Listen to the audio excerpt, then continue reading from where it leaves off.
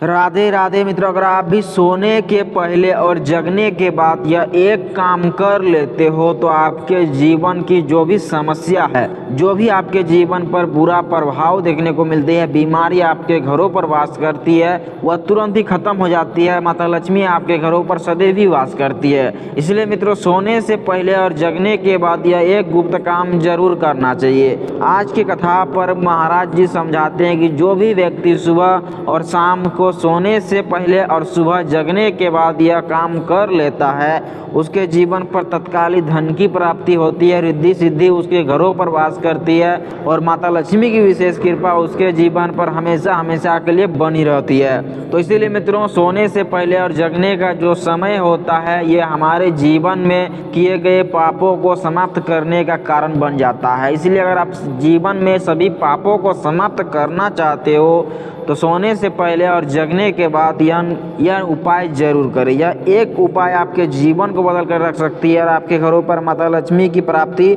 हमेशा हमेशा के लिए देखने को मिलेगा। इसीलिए मित्रों, सुबह जगने से पहले और सोने से पहले और जगने के बाद यह एक गुप्त काम जरूर करना चाहिए। श्री विष्णु ने स्वयं बताया है कि जिस घरों पर इन नियमों का पालन किया जाता है उस घरों पर स्वयं माता लक्ष्मी का वास होता है। इसीलिए मित्रों, सोने से पहले आपको एक गुप्त काम जरूर करना चाहिए और सोने से पहले आपको भगवान का स्मरण जरूर करना चाहिए। अगर भगवान का स्मरण करते हुए 1 मिनट के लिए ही करते हो, एक क्षण के लिए ही करते हो, अगर आप सो जाते हो भगवान का स्मरण करते हुए, तो जो समय आप सोने में बिताते हो वह भजन का ही प्राप्त होता है, भजन का ही लाभ प्रदान होता है। इसलिए हमारे ऋषि मुनियों ने यह कहकर गया है कि जो सोते समय भगवान का नाम लिया जाता हो, अगर वह व्यक्ति सोते समय ही कुछ गलत काम कर देता है या कुछ अनजाने में उसका गलत काम स्वप्न में भी हो जाता है, उसको क्षमा प्रदान होता है। अगर वह सोते समय ही शरीर को त्याग कर देता है तो उसको भगवत की प्राप्ति होती है। इसलिए मित्रों, पाप कर्मों से मुक्ति पानी हो तो जरूर करना चाहिए सोने से पहले भगवान का नाम स्मरण जरूर करना चाहिए। अगर भगवान का नाम स्मरण कर लेते हो तो वह व्यक्ति कभी भी दुखी नहीं रहता है और उसका जीवन हमेशा खुशहाल देखने को मिलता है। और सुबह उठने के बाद जो व्यक्ति भगवान का स्मरण करते हुए दोनों हाथों को मंथन करता है और भगवान का नाम जप करता है, भगवान का नाम एक क्षण के लिए ही ले लेता है, तो वह व्यक्ति हमेशा सुखी प्रदान करता है और अपने गांव समाज में इज्जत हमेशा पाती रहती है। इसलिए मित्रों, सोने से पहले और जगने के बाद इन 2 नियमों का पालन जरूर करना चाहिए। और जगने के बाद आपको सबसे पहले भूमि को प्रणाम जरूर करना चाहिए, क्योंकि हम भूमि के ही आश्रित जीवित रहते हैं और सब कुछ हमें भूमि ही प्रदान करता है। और आपको ब्रह्म मुहूर्त पर उठना चाहिए और ब्रह्म मुहूर्त पर उठकर स्नान करके सूर्य को 1 लोटा जल अर्पित जरूर करना चाहिए।